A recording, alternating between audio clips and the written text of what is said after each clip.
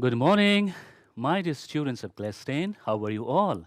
I hope you all are fine there and waiting for your social study class having necessary materials. This is me, Dinesh Karki, your social study teacher, and you're watching your own program, PABSON Telu Education, on our favorite channel, Janata Television. My dear students, we are meeting after a long time. We could not continue our class, but onwards, I strongly believe that our social class will be continued till school will reopen. All right? Our educational journey will be fantastic, wonderful, light-bearing, and fruitful. Hoping that I would like to welcome you all in this live social class. So, are you ready? If you are ready, excited, enthusiastic, then let's begin. Let's get going. Boys and girls, today I'm gonna start Unit 5 Civic Awareness. Boys and girls, this unit is very, very important in terms of examination. All right, from there, a long question is asked. All right, so please, you should focus this unit very much. All right, so from Unit 5, I'll begin today. I'll talk about the legislature. All right, but before I begin the class, let's quickly recap the previous lesson that we explored in the previous class. My dear students, today I just quickly recap the definition of federalism that we talked about, discussed about in the previous classes. Then I talk about the federalism, advantages of federalism, challenging aspects of federalism, and then after basis of federalism. I'm gonna share the slide, boys and girls. Yes, what do you mean by federalism? All right, can you tell me? Yes. Federalism means a political concept in which there is a mixed or compound mode of government combining general government and regional governments, means uh, local governments as well as provincial government in a single political system. All right, we discussed about the concept of federalism in the previous class. Once again, all right, federalism is a political concept in which there is a compound or a mixed mode of government combining central government and other provincial government and local governments. Relate this definition to the federal structure of Nepal and try to understand. Look at, see, in the center there is a federal government led by KP Sharma Oli, Prime Minister KP Sharma Oli. Then after other governments like provincial governments, 7 provinces, 7 governments, and many more local governments. So in short, again, a political concept in which there is a mixed mode or compound mode of government combining a general government, it means federal government, with the regional governments like provincial or local government in a single political system. I hope you got it, my dear students. Now let's go ahead, one step ahead. In the previous class, we discussed about the advantages of the federalism. We discussed about the positive strengths of the federalism. Boys and girls, let's quickly recap.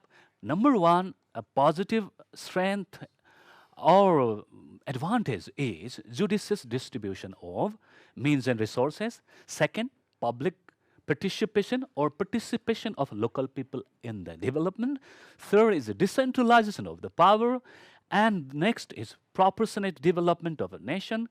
And then after next is rapid development of the nation. And next one is settlement of the disputes at the local level. All right, boys and girls. Now, these points I had discussed in detail in the previous classes, but how do you remember? All right, I had given you one clue. Right, how do you remember it? Just remember this word is JPDPRS. All right, this is your best friend. I had told you earlier in the classroom. JPDPRS. This word is your best word. So keep on remembering this word and try to relate the meaning of this word to the advantages of federalism. Once more, J for judicious distribution of means and resources, P for participation of local people in the development, and next is D for decentralization of the power, and P for proportionate development, R for rapid development of the nation, and lastly, as for settlement of the dispute at the local level. I hope you remember it, which we discussed about it in detail in the previous class, and the previous video also is in YouTube. You can click and you can visit and you can remember all these things. Okay, boys and girls, let's go ahead, no, one step ahead. All right.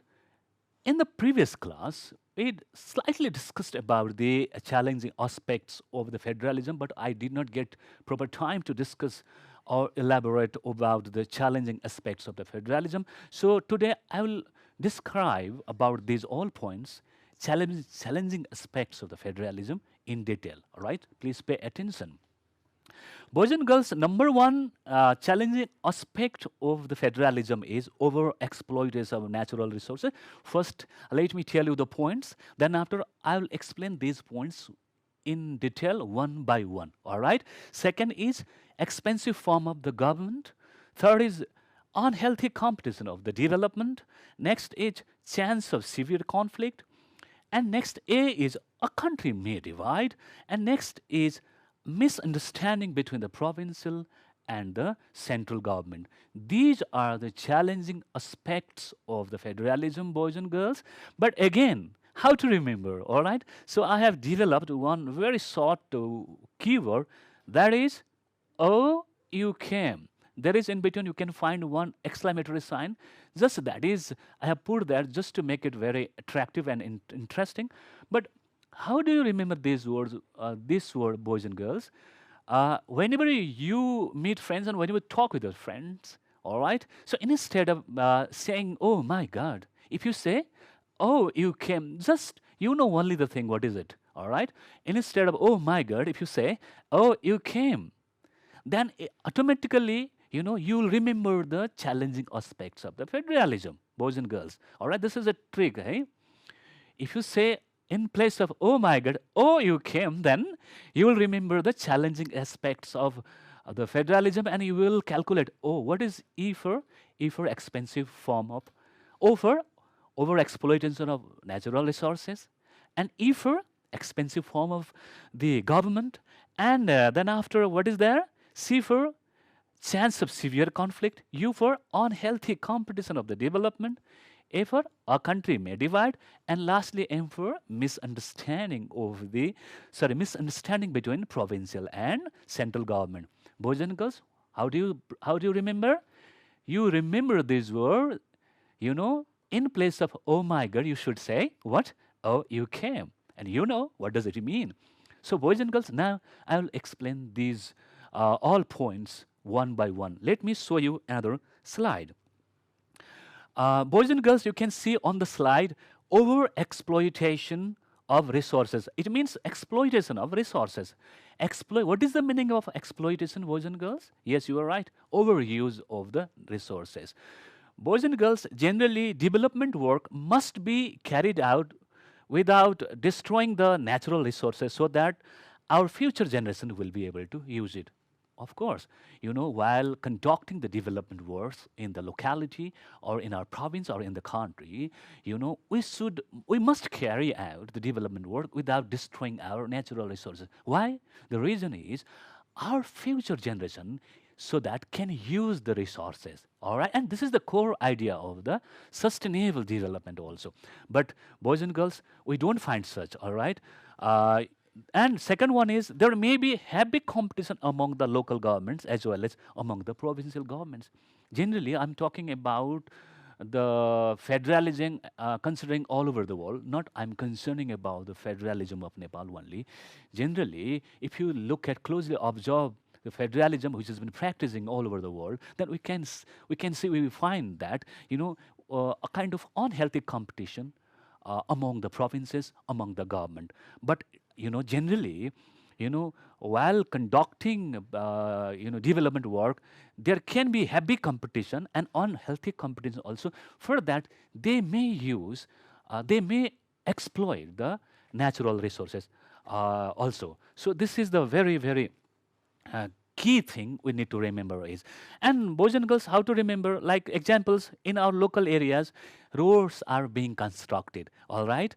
And similarly, hills are being demolished, all right? And similarly, water resources are uh, being polluted in the name of development, all right? And what happens? Result is, our the sources of water is being dried, sources of water is being dried, and actually and landslides are taking place, all right? So ultimately, the in the name of development, there can be heavy competition, and heavy competition may cause over or exploitation of the natural resources, and they may bring disasters situation, devastation in the nature also. So boys and girls, in short, it is one of the challenging aspect of the federalism. I am not saying it is disadvantage, but it is a challenging aspect. All right. So I hope you understood it. All right. Now next is expensive form of government. Boys and girls, do you remember? Do you believe that the federalism is one of the expensive form of the government? Guess.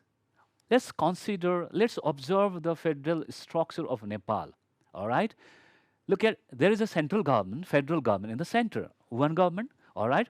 And how many governments are there? Seven governments, means seven provinces. Each province, one government, sure.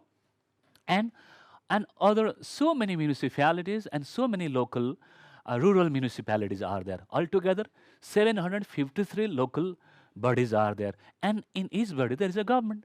So to run these all governments, all right, it is very very expensive for poor country like Nepal. So definitely it is one of the challenges, aspect of federalism for poor country like Nepal. I hope you understood the point. Now, boys and girls, unhealthy competition of the development. I previously, short while ago, I discussed about it also. Boys and girls, actually, unhealthy competition of the development is one of the challenging aspect of the federalism. Boys and girls, definitely positive competition of the development among the province and local levels is very good sign for the prosperity of the nation. For example, in our country, if our municipalities or if our rural municipalities or provinces, if they compete for the development of their province or for their local bodies, positively, it's a very good sign.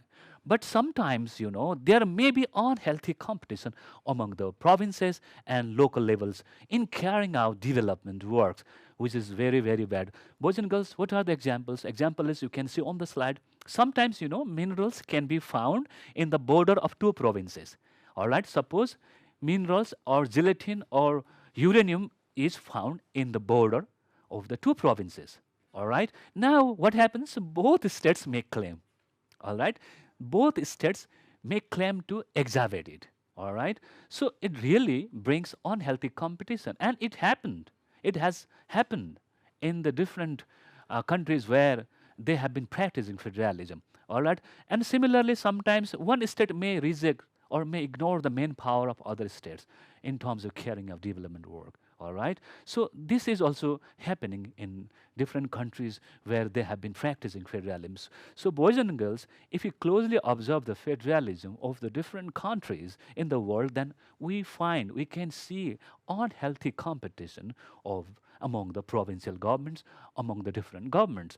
So but boys and girls, until now in Nepal, we have not seen such a unhealthy competition, but we expect a kind of positive competition for the development.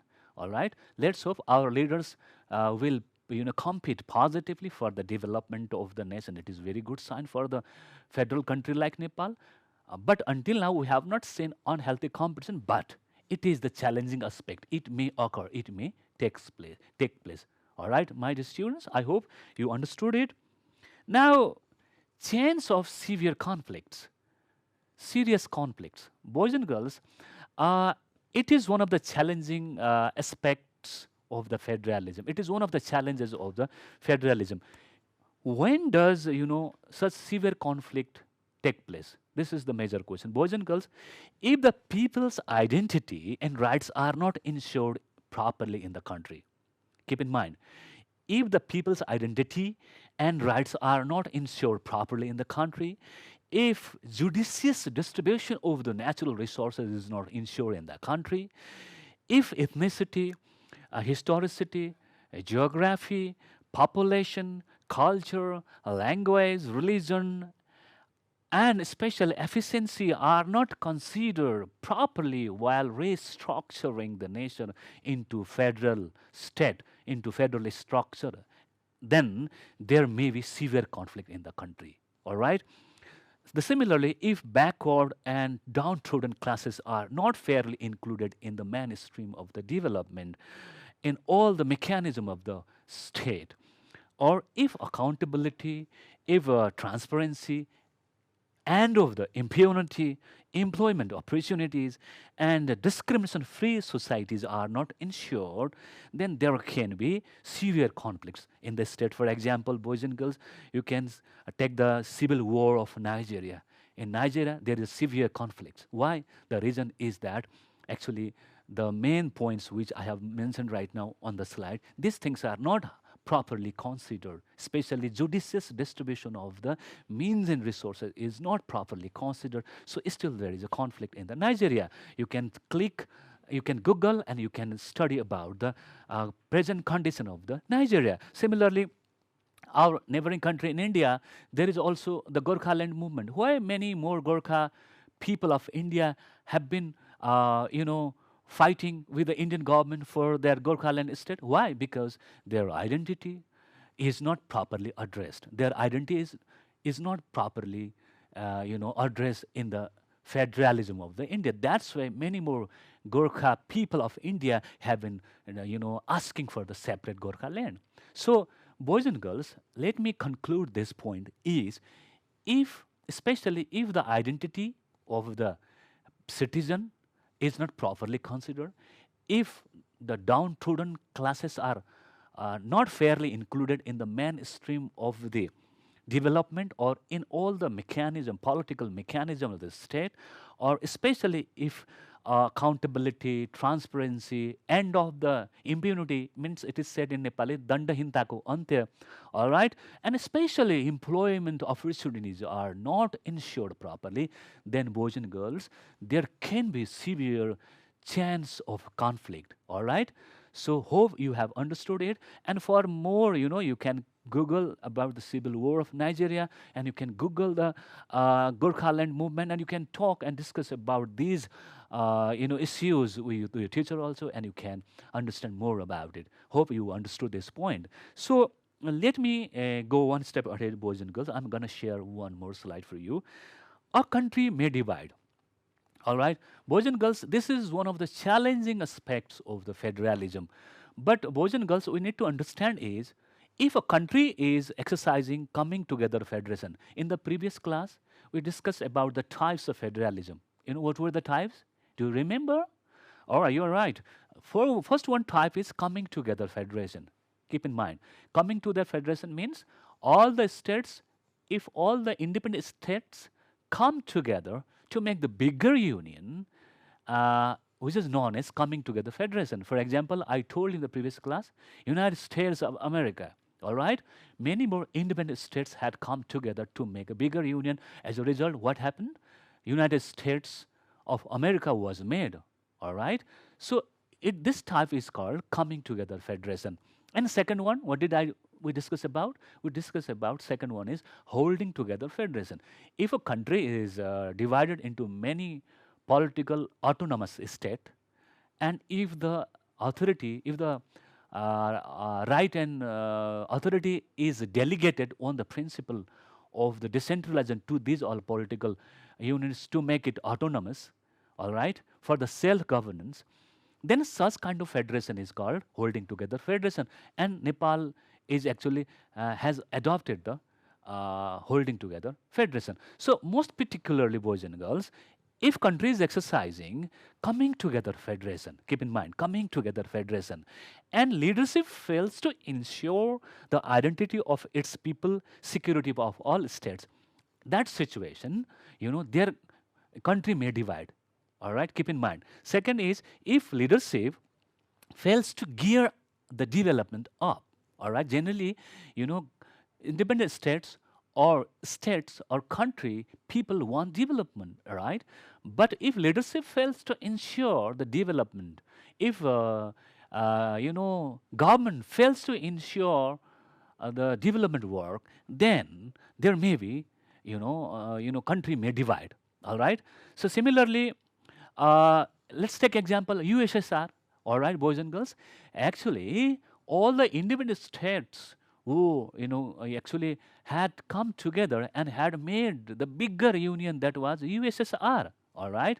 What happened later on? Actually, they had come together for the security of their state and for their identity and for the economic development. What happened later on? So these all states did not see any sign of security and did not actually experience any kind of the development that they had experienced, they had expected. As a result, what happened? Finally, USSR disintegrated. Boys and girls, similarly, I'm look at the slide, boys and girls. Similarly, if ethnicity, especially if a country like Nepal is is adopting holding together federation like Nepal, the way Nepal has adopted. In the case of the such country which has adopted the holding together federation, all right, if leadership fails to ensure the judicious distribution of the natural means and resources while dividing the nation into federal structure or federal structure, all right, into federal units. And similarly, if ethnicity, historicity, geography, population, a culture, a language, religion, and most particularly efficiency are not considered properly while restructuring the nation into federation, and if accountability, transparency, end of impunity again, employment opportunities, and discrimination free societies are not ensured in such a federal state, then people of the country may try to be separated. All right, but boys and girls, I want to make you clear that especially a country which has adopted the holding together federation like Nepal, there is not any kind of loophole where people may divide the nation. Especially, it may happen in such a country which has adopted the coming together federation like USSR had, like USA has. But Nepal has adopted a holding together federation, means our country was a single, right, united, and it had been practicing unitary system. Suddenly, we realized the importance of federalism, and we divided our country into many federal states. All right. So, in such country, in such federation like Nepal has, there is no chance to be separated. But people may try to be separate. All right, try to be separated from the country. So, boys and girls, this is one of the challenging aspect of the federalism. I hope you have understood it. I'm gonna share one more slide, boys and girls. Now, misunderstanding between provincial and central government. Boys and girls, generally, in federal state, actually, right is delegated to different provinces for, for self-governance, right? But what happens sometimes, right is not given, power is not distributed properly. All right. So what happens? There can be chaotic situation. There can be confusion. So both central and province may claim for the right to practice. So in such situation, there can be misunderstanding between provincial and central government. So it is one of the challenging aspects of the federalism. Boys and girls, I hope you understood it. Now, boys and girls, how to remember again? Boys and girls, challenging aspect of federalism is O, you came, all right, O for over exploitation of natural resources, and E for expensive form of government. Similarly, C for a chance of severe conflict, and similarly, a country may divide. And lastly, misunderstanding between provincial and central government, boys and girls.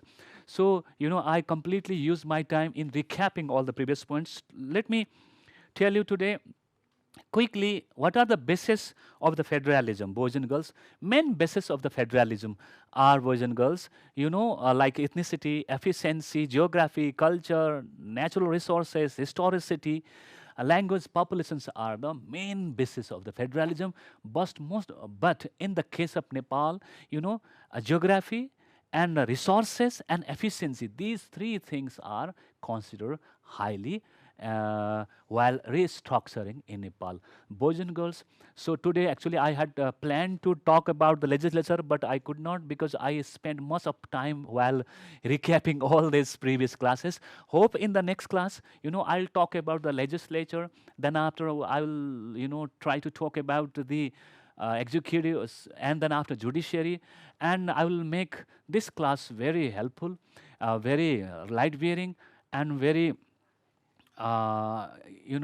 fruitful to you. Hope this class has been fruitful to you all, boys and girls. Again, I'm repeating this, unit 5, civic awareness is very, very important in the context of the SEE. So I would like to request all of my dear students, please, while reading social study, you need to study it using technique, using tricks. Then only you will be able to capture all the points. Right? Today, I discussed about the three things. All right. Number one, advantages of the federalism, and I had given you one clue, one word that was JPDPRS. All right.